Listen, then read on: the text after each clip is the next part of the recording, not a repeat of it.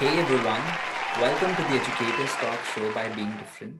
On this show, we invite educators from all across the globe to discuss ideas on learning and education. The goal of this show is to introduce these ideas to learners and educators so that they can take their learning and teaching to the next level. Today, on the show, we have with us Mrs. Preeti Pasricha, who is an assistant academic coordinator at CP Goenka International School, founder and CEO at EYES, founder of Sw-adhyaya NGO, co-founder of Ecstatically Blessed, and an expert in experiential learning. We'll be talking more about experiential learning and diving deep into this topic in this episode. Mrs. Pasricha, welcome to the show. Thank you, Ayush. Thank you for such a wonderful introduction. And it is such a delight to be interviewed by this young generation. Thank you so much, Ayush. It's always a pleasure, Mrs. Pasricha. So, let's dive directly into the basics of experiential learning. What is experiential learning all about? I am going to talk about experiential learning today. And Ayush, looking at you, it looks like you're a millennium child. That means the children, those who are born in 2000s, even my son is the same. So, but then while I talk about experiential learning, I'm going to take you back to mid 70s, the life that you have not seen, to explain what is experiential learning all about. So, to start with, I will share a small story about a little girl, a small girl, who had all customized type of furniture at her place. In fact, in today's age, we get fantasized with seeing these customized furnitures at people's places. We think it must be quite expensive, but then this girl in her mid 70s, the only thing she saw was customized furniture at her home. That was customized bed, customized wardrobe, customized table, customized everything, whatever furniture was around. She was pretty fantasized by the carpenter who used to come at her home. What her father used to do is, her father used to call a carpenter and he used to come for a month or so, and his father used to explain him what all things are to be done, what how things should be made customized that suits to their needs and as well as their home decor. Mhm. So but then this little girl was quite fantasized looking at her at his work, as and she always used to go and talk to that carpenter, used to sit next to the carpenter and used to learn how is he doing work. And then she used to also ask him that what makes him do work the way he's asked to, like he was always asked to do work in a certain kind. So she always used to ask him what makes him, what is the drive behind that. So Mhm. the carpenter used to answer that the smiles on people's faces makes him do this work and makes him do customized work as per the customer's demand. Mhm. Now, when this carpenter used to leave at every day 5 in the evening, so this little girl, the place where this carpenter used to work, this used to turn as a playground for this little girl. She used to call her friends around, and then the saws, the chisels, the hammer, and all other tools used to become like toys for this girl and for her friends. And they also used to make little things as much as they can with these tools left behind by the carpenter, and they made a very nice device out of that. I don't know, Ayush, whether you have seen or not, but then there is a little ring type thing, little curve type thing where you have to take a ring around, and the moment Yeah, you touch the ring somewhere, the bulb gets lighted up. that I have seen. Have Yeah. you seen that? Yeah. Yeah, very good. So these little girls made this device and they used to play with this, and they were so Mhm. happy that they have made something that was left over by the carpenter. They used to thank that carpenter that he left the tools behind, and these girls got to explore and make a new thing. So Mhm. then I would say that this is what experiential learning is actually. And at that time, it was like safety was self-taught. Nobody used to tell us that you have to behave this way, otherwise you will get hurt. But safety was actually self-taught because these girls got to explore things by themselves. Mhm. And before moving ahead, Ayush, I would like to tell you that that little girl is whom you are talking to right now. So it Wow. was me, and I actually got to learn things in the experiential way, and I am really glad about that, that my father used to call this carpenter at home, and I got to learn things this way. And then basically I was not knowing that I am doing something called experiential learning, but today when I am into teaching, I have realized that how lucky and fortunate I was that I got to learn things that way. That means you watch someone doing something and then you start doing it. That is called experiential learning.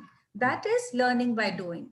Now, this is nothing new, but then this is something that is very, very important. Now, I will tell you later why this is very important. Mm-hmm. But then, so then, like today, as you must be seeing that children also play video games. They have level one and Right. level two and so Mm-hmm. on. So similarly, when I and my friends made this device, even we had level one and level two. Like Uh-huh. whoever touches the ring and the bulb gets lightened up, so then the person is out, and then the turn goes on to the next person. So this was the thing which we learned. And why we learned this, because I guess that time we, the only thing that we used to do is that experience things by learning by watching people. We didn't have TV at home. We didn't have any so-called I things like iPhones, iTabs, iPods, iPads. And we also didn't have any e things. Now, e things like e-banking, e-books, e-copies, we didn't have any of those. And those books were very expensive for us, and we didn't. And for information, we used to only look upon our teachers, our parents, and our friends. So, in fact, we have been, not we, I will say that I have been very lucky to have had some fascinating teachers. I actually got to learn a lot and lot from them. But at the same time, I also had weaker teachers as well. And I learned a lot from them as well. Because you know why, Ayush? Because from them, from those weaker teachers, I learned how not to teach. This is something you should know. If you are into experiential learning, if you don't know how not to teach, you will not know how to teach. Mm-hmm. That is really interesting because a lot of times we know that okay, this is the way we need to do things, but we don't know how not to do the things. And that is really interesting because you learned it from the teachers only. So, how is, I mean, this sounds all really interesting that experiential learning is learning by doing and actually like working on things by seeing someone else do it, right? How is this different from like classroom based learning in which like we're usually taught? And why do you think it's important?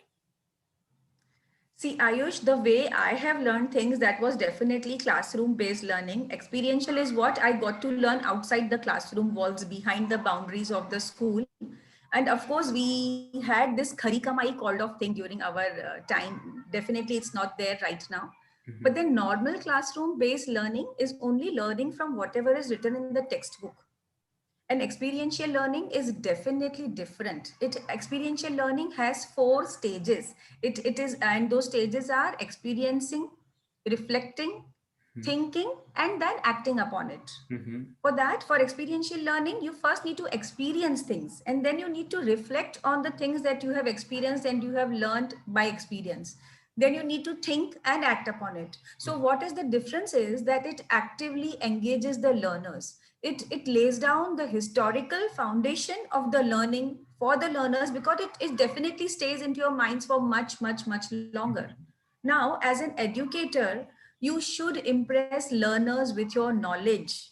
I am shouting this out on this online platform, and shout out to all the educators that impress your learners with your knowledge so that they express their knowledge with confidence. Mm-hmm. As they say, express to impress. So that is the thing. If a educator impresses the learner with all her knowledge she has or he has, the learner will definitely express the knowledge with lots and lots of confidence. And this expressing with confidence comes with only experiential learning. If the child has not learned something in the classroom with experience, how is he going to explain then? It will be definitely difficult for the child. If he has learned something in theory, he will again reproduce it in theory. But now, especially in today's world, everybody is looking out for some practical solutions.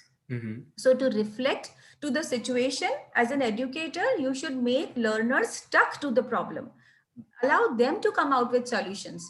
Make them understand that learning is an endless recurring cycle and not a linear process. So they should understand, the educator and the student both should understand that the brain is actually built for experiential learning. So do that with your children in the classrooms. Mm-hmm. That makes so much sense. Even when you talked about how classroom learning makes you not experience things. And most of the concepts that you have are abstract in your own head. And when you experience something, you're more confident about it. The experience is more concrete in your own self, right? And you also talked, and that's great. And I think you also talked about the pillars of experiential learning, like the four pillars. Could you take your story only as an example and kind of explain how those models worked out for you? Definitely. Now, if I give a small example, like my children had to write a biography in their school as per the syllabus, as per the curriculum. Mhm. So now, if I ask you, Ayush, how did you learn how to write a biography? How did you learn? Um, Your teachers must have definitely asked you to go through few biographies and then write. right. Was it that? Yeah. Yeah, yeah, like So that is analyzing a what. few biographies and then right. Yeah. Yeah. So then that was learning by example, Mm-hmm. isn't it? You learn few, you read other few biographies and then you write of yours, and then teacher Right. definitely corrects that. So if you're asking me to give an example of experiential learning, when my children had to had to write a biography, I Mm-hmm. asked them to go down, I mean, go out of their classrooms to meet the principal, to meet the admin, to meet the accountant, to meet the librarian, to meet all different people in the school, and ask them about their lives from childhood to the age they are, and Mm-hmm. write about their life. So Mm-hmm. they went outside the classroom, they interviewed them. In Mm-hmm. fact, I integrated two different things, how to take an interview and then how to Uh-huh. come back in the classroom and write a biography. So Mm-hmm. if now you tell me, did I have to teach them what to do? I didn't do that. I just put them into a world of experiential learning. I just asked them, they are in the closed walls of the school. They are talking to different people. They are learning about different people, about their experiences. They came back in the classroom. They wrote the biography of an accountant, of a principal, of an admin head, of a bus driver, and then they went back and gifted it to them. Wow. It was a pleasure for both of the parties, for both of the sides, even for the students, and even for the ones for those they have written. So Mm-hmm. this is called experiential learning, and this is what I am into. I didn't have to teach them. They learned through exploring. They didn't go through different biographies that are already written by different people. They wrote by themselves. Their very first biography they wrote by themselves because they were told how to do. So that is what helped them. And I guess all the educators should be teaching through experiments and not through rote learning. At this point, I'm thinking it would be so great if you were my teacher when back in school. I would I would have learned a lot. But That is besides such a huge compliment, Ayush. Thank you. but besides that, I mean, there was one pillar called self-reflection in the experiential learning model. Why do you think that's important, and how does it impact your brain in forming better neural connections? Okay. For reflection, I would say definitely, if like whatever you're learning or whatever, even right now if we are talking and then you don't reflect or back on the same, what Mhm. sense does it make? Then it is like we both are wasting our time. Then Mhm. whoever watches this video, they will be definitely wasting their time if they are not going back and reflecting. Mhm. So just like when we watch certain motivational movies and we read motivational thoughts and inspirational thoughts and movies, we start reflecting on those. Because as a human being, this is a human nature that once you have experienced something, you definitely need to experience and reflect back on those things. If Mhm. you're not doing that, that means you're stopping a function of being a human being. So definitely you should not be doing that. Unless you don't reflect, you will not be able to think what is to be done. And as I said, this is a cycle. And then Mhm. if you're not thinking, how will you be acting then? So basically, it all starts from experiencing and then reflecting. Reflecting can also be called as introspection. So if you Mhm. don't do that reflection of yourself, and if you don't introspect yourself, you will definitely not be able to move further. As before moving out of the house, don't we look ourselves in the mirror? So what is that we are doing? We are trying to see a physical reflection, a physical appearance of reflection. We try to see that in the mirror. And definitely, if the reflection is not okay to move outside the house, we don't do that. We do certain more things that should make us presentable. So Right. if physical appearance is that much very important, how is it that knowledge is not important? It Mhm. is definitely more important. It goes parallelly and goes side by side. So you need to reflect upon your knowledge so that you express confidently. So that is why you need to reflect all the time and every time. That is very true. And even when I look at my own experiences, I I mean whenever I'm editing these videos, I kind of rewatch them, right? So I'm in that moment thinking, okay, this was something that I like this is a really great insight. And I pause that video, I write something down because my thoughts are going on. And sometimes it happens that I'm writing for 30 minutes. I'm like some idea came and like I'm reflecting and introspecting. And I think when that happens, I learn at a deeper level. So Of course, that happens. Even when I see my videos, the ones that we shoot, I also get to learn many things. I also get to reflect and act. that is very true. So if you were to like teach a educator, I mean, if there are teachers who are not using experiential learning models for their classrooms, and they were to use those models for their children, how would one start doing that? I would say when you are teaching them, so rather than giving the context of whatever is written in the textbooks through words, through theory, you should bring that context in experience of the learners. So teachers need to add context to experience by doing experiential learning in class. Hmm. Students will always remember the things they do rather than memorizing the things. Memorizing the things is definitely a very short term memory. But then if a child has learned something through experience, through experiential learning, that will definitely stay on for long. And then, as we were talking about reflection just some time ago, so once as an educator, you put the context in experience, and then once the learner reflects upon their own learning, then that's what experiential learning is about. Then that's what actually experiential learning is. That's what remains as a long term memory.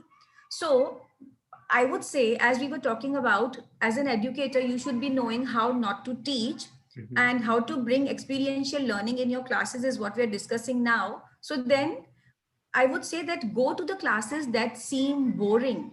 How? Because lots of students say that I don't feel like going to an online class. I feel bored. It's a boring class. I don't learn anything. It's not challenging and I go to sleep.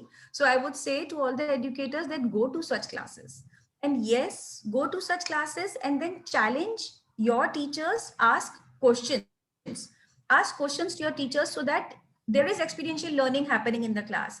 Ask your teachers to tell you stories. Do things with your teacher, and teachers similarly, educators similarly should be doing things with the children. So then note this point, Ayush. People say that I am a lifelong learner, but if I am talking about lifelong learners, so people think that lifelong learners is from cradle to grave. But then I would say no. Lifelong learning is from cradle to cradle, because you as a teacher, you teach others and it's like teaching generations forever. So how is it that lifelong learners is from cradle to grave? You will be going to a grave as a teacher, but then your learning will definitely not. Your learning, your teaching, I mean, your learning methods are definitely going to pass from cradle to cradle. Because when you teach through experiential learning, then it will definitely move from cradle to cradle. And when you are transferring the knowledge of how to teach and how not to teach, it will definitely make wonders in the classroom. That that is so well put. And it's like whenever you experience something, you learn something new, and you have the responsibility to teach it to others because you've explored parts of your personality by learning something new, and that has given you some wisdom. And when you do teach it to others, it's just magical, and the very act of teaching becomes very interesting. So Right. like there are so many online courses coming up, like podcasts and all of those ebooks. And for learners specifically, there are so many self learners out there, and they take online courses after courses, but they don't really get so much out of those courses.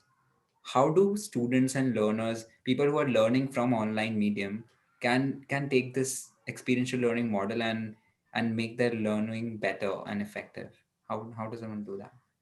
A very, very important question, Ayush. In fact, good that you're asking this question to me, because nowadays, most of the students, this millennium that has changed everything, they think that everything is available on Google. Any kind of course course and workshop they can do on Google. But then if you don't know the whys, if you don't know how to ask the whys, if you don't know what to ask from Google, you're not going to get the right answer. Especially in this millennium where everything has changed, smartphones have come into the market. Mm-hmm. But to learn from all the online courses for all self learners, Mm-hmm. as a self learner, you need to know what type of questions are to be asked. To find the right information, you need to ask the right question. And if you don't ask the whys, you will definitely not get the answer, as I was saying just now. And if you don't know what to ask from Google over smartphone, you will not get the right answer. And then if you ask something random from Google, then Google is definitely going to give you some garbage. Mark my words. Mm-hmm. So then, not to get garbage from Google, you need to attend a physical class.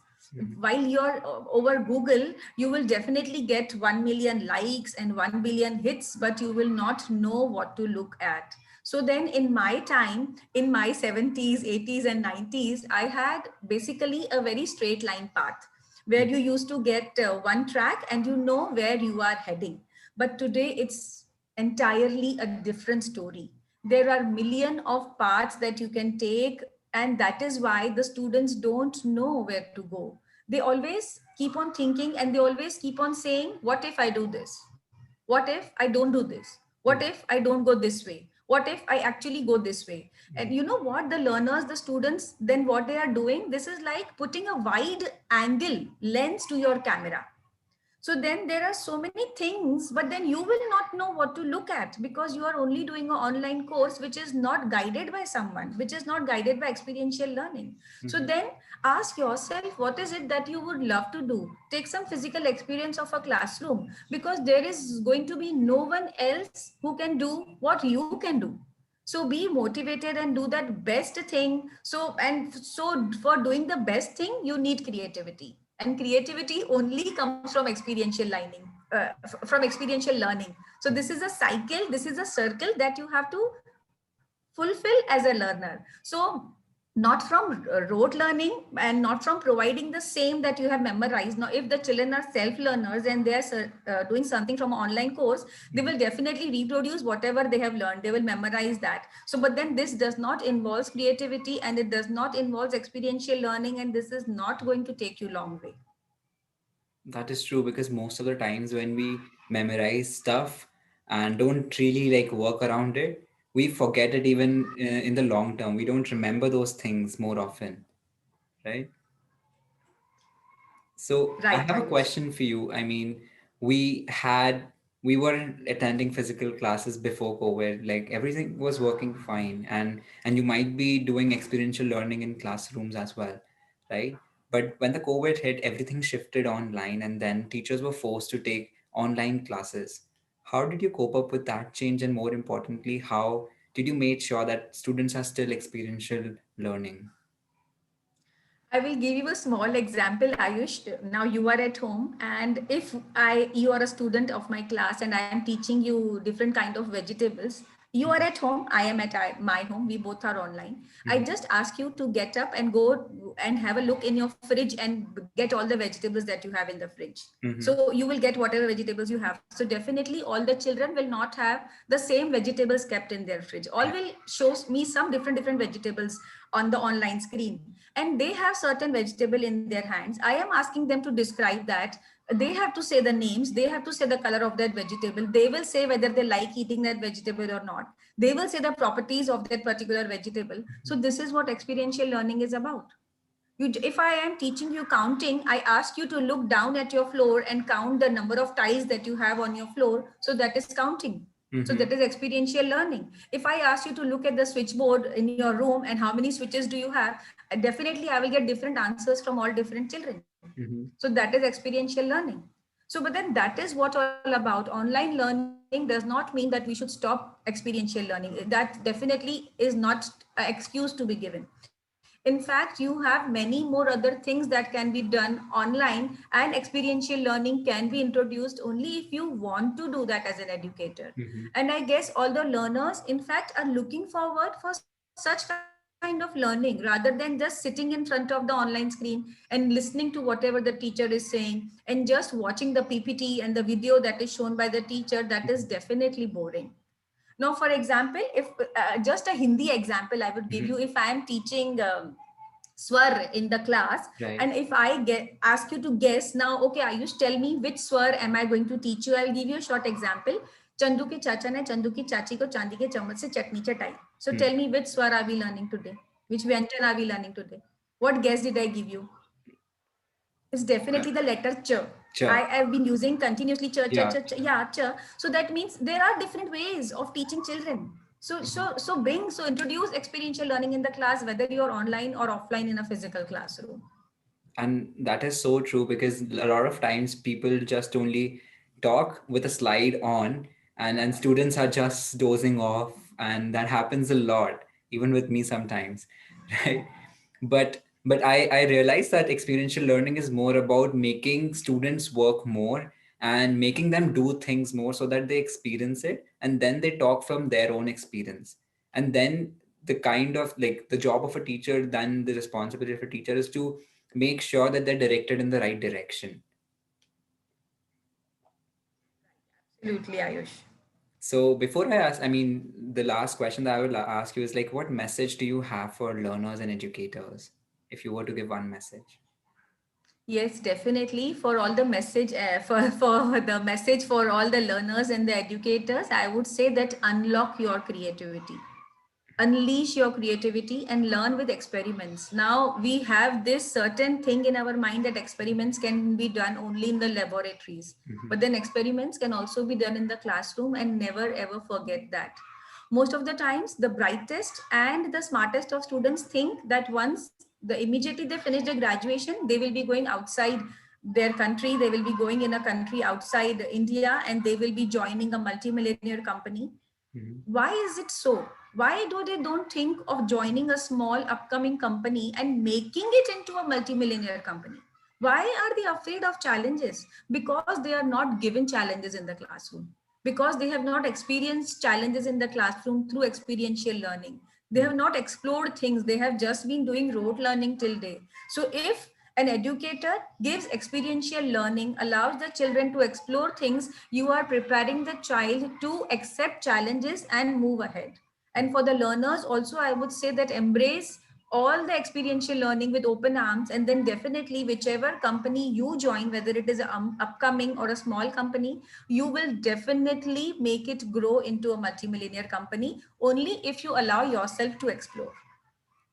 That is very well put and will summarize the conversation. And thank you so much for joining us. And it was a really insightful conversation that we had on experiential learning. I really hope that educators from all across the world will watch this and get some insights and design their classrooms to be more experiential. And learners will try to question more and introspect on the choices they're making. And yeah, thank you so much, Mrs. Pasricha, for doing this. Thank you, Ayush, for the invite.